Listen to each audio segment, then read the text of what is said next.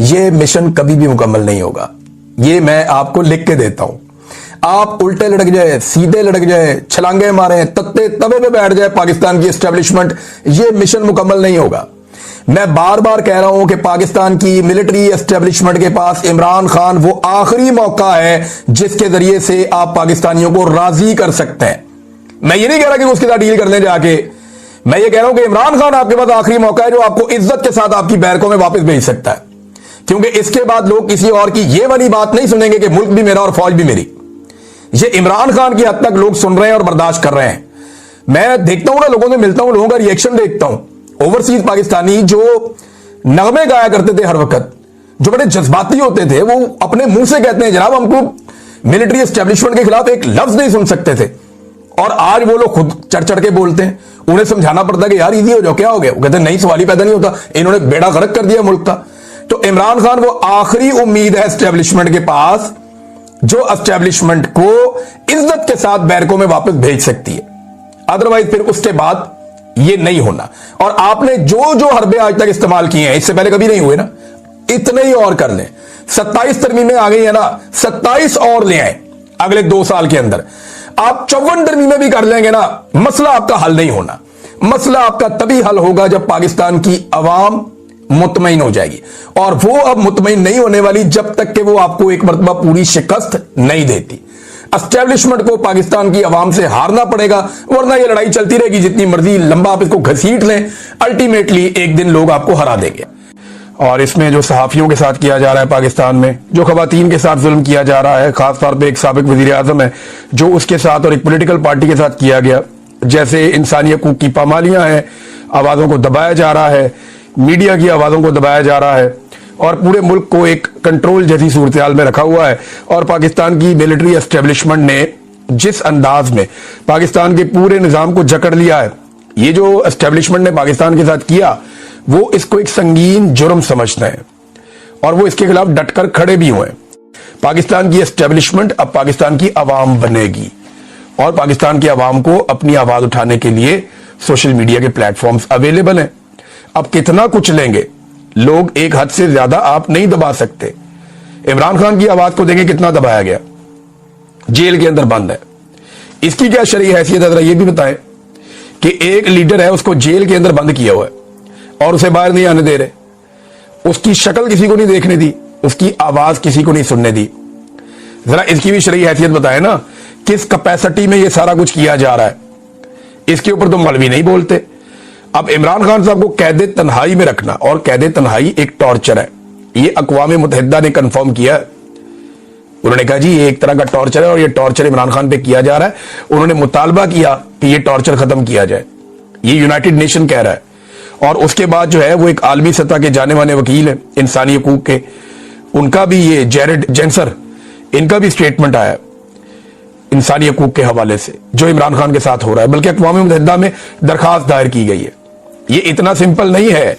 इमरान खान के साथ जो ये निजाम कर रहा है, इससे पहले किसी वजीर आजम के साथ नहीं किया गया, किसी हुक्मरान के साथ नहीं किया गया। और अगर ये सिलसिला ना रोका गया तो पाकिस्तान की बदनामी बढ़ती जाएगी और पाकिस्तान में इस्तेहकाम नहीं आना। इस तरीके से जैसे आपने लोगों को दबाया हुआ है, इस तरीके से जैसे आपने डंडा चलाया हुआ है, इस तरीके से कभी भी किसी मुल्क में सियासी इस्तेहकाम नहीं आ सकता। नाज़रीन, जो डील की खबरें इमरान खान साहब को लेकर चल रही हैं, उसमें थोड़ी सी क्लैरिटी ले आते हैं। इमरान खान साहब ने उसके हवाले से एक स्टेटमेंट दिया है।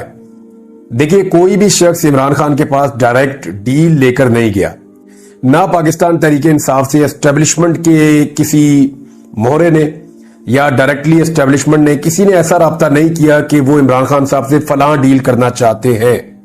हाँ, ये जरूर है, जितने भी लोग ये खबरें दे रहे हैं ना आपको कि इमरान खान को डील ऑफर की गई, उनको जाके बंदे मिले, बंदों ने इमरान खान को ये कहा, इमरान खान ने आगे से ये जवाब दिया, तो ऐसा कुछ नहीं हुआ। जो हुआ है वो मैं आपको बता देता हूं। एक्चुअली इमरान खान साहब के कुछ करीबी लोगों तक कुछ मालूमात पहुंचाई गई, और वो भी ऐसे लोगों के जरिए पहुंचाई गई जो बराह रास्त खुद उस डील को ना कर सकते हैं, ना कुछ ऑफर कर सकते हैं। वो सिर्फ सुनी हुई बात को लाकर आगे पहुंचा सकते हैं, यानी जिसको मिडिल मैन कहते हैं। तो ये मिडिल मैन जो है, ये पॉलिटिकल और एक्स एस्टेब्लिशमेंट के लोग हैं, यानी पुराने लोग हैं। इन लोगों के जरिए से, देखिए, पहले आपको याद होगा बुशरा बीबी ने कंफर्म भी किया था कि उनको भी कुछ ऑफर किया गया था, और उन्होंने ये कहा था कि बात करनी है तो जाके इमरान खान से बात करें। इसी तरह इमरान खान साहब के पास जो लेटेस्ट इंफॉर्मेशन गई है और जो सबसे लेटेस्ट चीज है जो इमरान खान साहब के सामने रखी गई है वो यही है कि जनाब 2 साल आप इस हुकूमत को चलने दें, हम सारे लोगों को आजाद कर देते हैं, आप भी बाहर आ जाएंगे, तो पॉलिटिक्स में जरा हाथ हल्का कर दें, जरा मुल्क को चलने दें, स्टेबल होने दें चीजों को। 2 साल के बाद फिर आप अपना जो एहतजाज करना है या जो आपने सियासत करनी है वो आप कर लें। इमरान खान साहब ने इसके ऊपर अब एक स्टेटमेंट दिया, पहले वो आप सुन लें। इमरान खान साहब कह रहे हैं कि मैं पूरी कुर्बानी दूंगा, यानी ऐसा नहीं है कि मुझे बहुत जल्दी है, मैं अभी निकल के बाहर आ जाऊं या मुझे कोई डील करके मैं जेल से बाहर निकल आऊं। तो वो कह रहे हैं वो पूरी कुर्बानी दूंगा, आज सियासत से पीछे हो जाऊं, यानी एक मखसूस टाइम पीरियड के लिए ही सही, लेकिन आज सियासत से पीछे हो जाऊं तो सब ठीक हो जाएगा। मैं किसी की गुलामी नहीं करता, गुलामी से बेहतर मौत है। ये इमरान खान साहब ने जेल में मीडिया से गुफ्तगू की है। तो जो लेटेस्ट ऑफर इमरान खान साहब तक पहुंची जराए से वो यही है कि खान साहब अगर आप इसके ऊपर आमादा हो जाए, जरा थोड़ा सा आप कूल डाउन हो जाए, चीजों को नरम कर दें और फिर चीजों को चलने दें, ये 2 साल हुकूमत गुजार ले तो उसके बाद फिर। लेकिन इमरान खान साहब ने सियासत करनी है अपनी मर्जी से। वो अगर सियासत अपनी मर्जी की ना करनी होती तो 2022 में मई में उनको ये ऑफर आई थी और इस ऑफर को एस्टेब्लिशमेंट भी कंफर्म करती है, सहाफी भी कंफर्म करते हैं। इमरान खान साहब ये समझते थे कि तब भी उनको धोखा दिया जा रहा था। यानी मई में कहा गया था कि आप 10 दिन तक अपना धरना मौखर करें, अपनी लॉन्ग मार्च को आप रोक लें, तो हम इस बीच में जो है वो कोई रास्ता निकाल के आपको इलेक्शन की तरफ ले जाते हैं। लेकिन इमरान खान साहब उसको एक धोखा समझते थे और उन्हें लगता था कि उनका लॉन्ग मार्च रोका जाएगा और उसके बाद 10 दिन में कोई बंदोबस्त कर लिया जाएगा और 10 दिन के बाद मौसम भी बहुत तेजी से बदल रहा है। फवाद चौधरी समझा रहे हैं कि अब भी समझ जाओ, सियासतदानों को, पीटीआई को, इमरान खान को उनकी स्पेस वापस लौटा दो। लेकिन मुझे लगता नहीं है कि इतनी एस्टेब्लिशमेंट को अकल है। वो अब क्योंकि नया नया ओहदा भी आसिम मुनीर साहब को मिला है तो वो अपने तरीके से सोचेंगे। बैनुल-अक़वामी सतह पे जब दबाव आना शुरू होगा तब चीजें बदलेंगी। शेर अफजल मरवत ने कहा जी कि गवर्नर राज लग सकता है और उसके लिए उन्होंने एक वजह बताई है। वो कहते नहीं गवर्नर राज लगने की देर है, इन हाउस तब्दीली सामने आ जाएगी। यानी जैसे ही गवर्नर राज लगेगा इमरान खान साहब के सारे जो एमपीए थे वो बागी हो जाएंगे। अब वो कह रहे हैं 30 से 35 लोग इन हाउस तब्दीली के लिए सामने आएंगे, ये मेरा ख्याल है। शेर अफजल मरवत, वैसे इमरान खान साहब ने बिल्कुल सही पहचाना था बंदा। उस वक्त बहुत सारे लोग हमायत करते नहीं, शेर अफजल मरवत बहुत अच्छा बंदा है, अभी भी बहुत सारे लोग हमायत करते हैं, मैं खुद भी कहता रहा हूं कि नहीं यार अच्छा आदमी है। लेकिन शेर अफजल मरवत ने साबित किया कि इमरान खान का विजन सबसे ज्यादा है। इमरान खान ने शेर अफजल मरवत को सबसे रिश्ता रात पाकिस्तान और अफगानिस्तान की जो बॉर्डर है वहां पे झड़पें शुरू हो गई और ये फायरिंग अफगानिस्तान की जानिब से शुरू की गई। जो पाकिस्तान का मीडिया उसने ये रिपोर्ट किया, पाकिस्तान की सिक्योरिटी जराये ने यही बताया कि ये अफगानिस्तान की जानिब से कार्रवाई की गई है। अच्छा, इसमें जो इंटरनेशनल मीडिया है वो भी यही कह रहा है कि ये अफगानिस्तान की पहले रिटेलिएशन है और वो रिटेलिएशन का लफ्ज इसलिए इस्तेमाल कर रहे हैं कि आज से 2 दिन पहले पाकिस्तान ने काबुल के नजदीक एक अटैक किया था जिसमें पाकिस्तान के सिक्योरिटी जराये ये दावा कर रहे थे कि टीटीपी के सरबराह को नूर वली महसूद को मार दिया गया है, लेकिन अभी तक उसकी कोई कंफर्मेशन अफगानिस्तान से बाद में आई नहीं। कुछ और दहशतगर्दों का नाम लिया गया, लेकिन वो दहशतगर्द 2018 और 2019 में यानी आज से 7 और 8 साल पहले मारे जा चुके हैं और उनकी खबरें मरने की पहले ही चल चुकी है।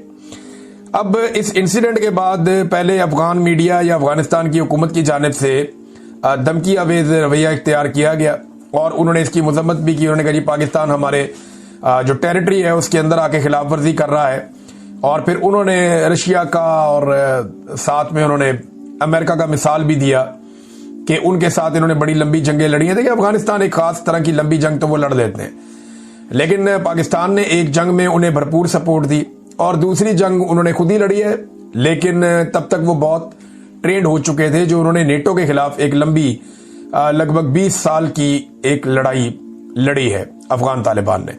बहरहाल अब हुआ ये कि उसके बाद अफगानिस्तान ने पाकिस्तान के बॉर्डर के ऊपर मुख्तलिफ इलाकों से अटैक किया।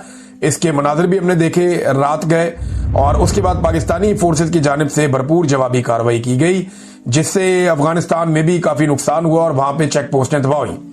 अब अफगानिस्तान का जो मीडिया है या वहां के जो हुकूमत है वो दावा कर रहे हैं कि उन्होंने पाकिस्तान का नुकसान किया, जबकि पाकिस्तान की तरफ से बाकायदा तस्वीर, वीडियोस और थर्मल इमेजेस दिखाकर बताया जा रहा है कि अफगानिस्तान का काफी नुकसान हुआ। बिलाखिर सुबह होने से पहले अफगानिस्तान की हुकूमत ने जंगबंदी का ऐलान किया, जो एक बड़ा समझदारी का काम है।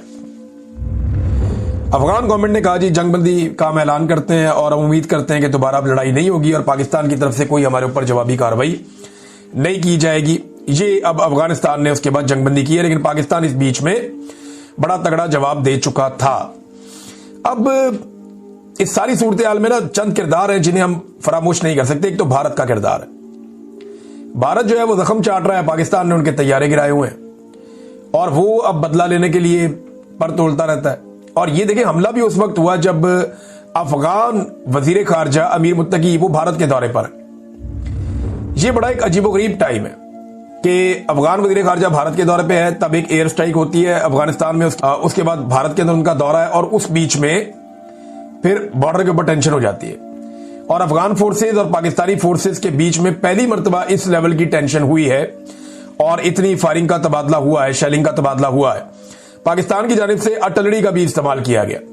तो भारत के अंदर बहुत सारे लोग बगले में जा रहे हैं, खुश हो रहे हैं, एंजॉय कर रहे हैं कि जी पाकिस्तान की अफगानिस्तान के साथ लड़ाई लग गई। देखें एक बात भारत को भी समझनी चाहिए, अफगानिस्तान को भी, अफगानिस्तान के पास कोई रवायती फौज नहीं है, उनके पास वो मिलिट्री वेपन्स भी नहीं है जो एक फौज के पास होते हैं, वैसी आर्टिलरी भी नहीं है, टैंक्स भी नहीं है, जो जदीद हथियार हैं आजकल के जिनको ड्रोन्स कहते हैं या एयरफोर्स कहते हैं, वो भी अफगानिस्तान के पास नहीं है। अफगान सिर्फ एक गोरीला जंग के मास्टर है। बाहर से अगर कोई अफगानिस्तान के अंदर घुसेगा तो लड़ाई की नौयत कुछ और होगी।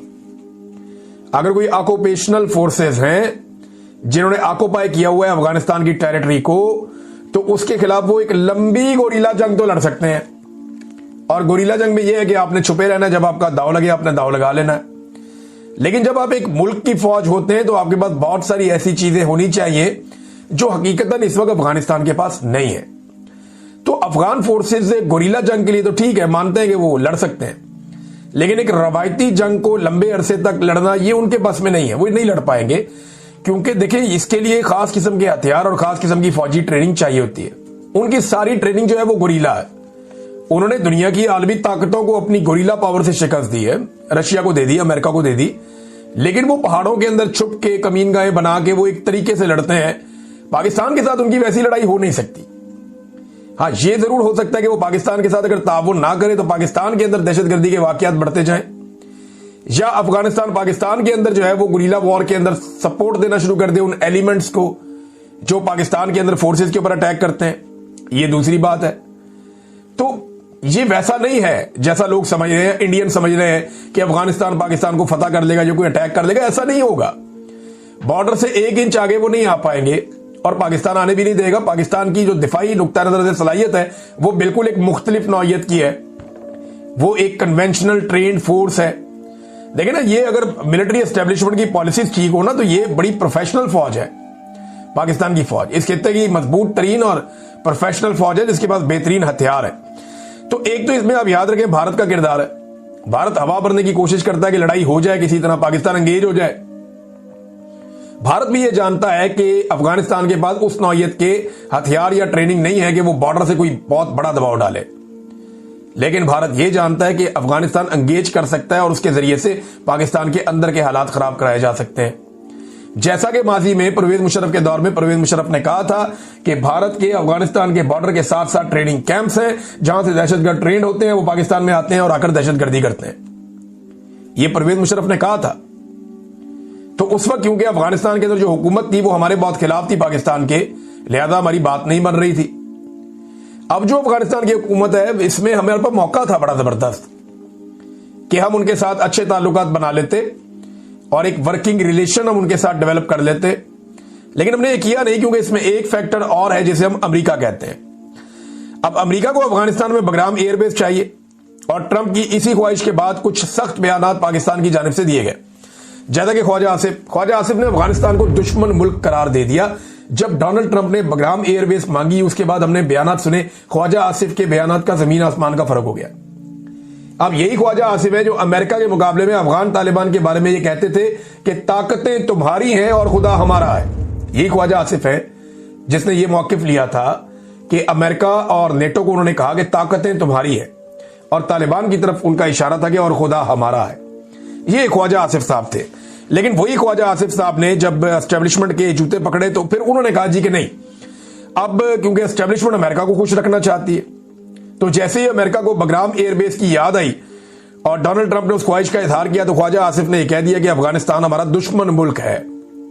अब भारत के अंदर खुशियां मनाई गई लेकिन फायदा कोई नहीं और अमेरिका ने इस लड़ाई में आना कोई नहीं है। वो कानों को हाथ लगाकर गए कि अफगानिस्तान की सरजमीन पे तो वो नहीं उतरते।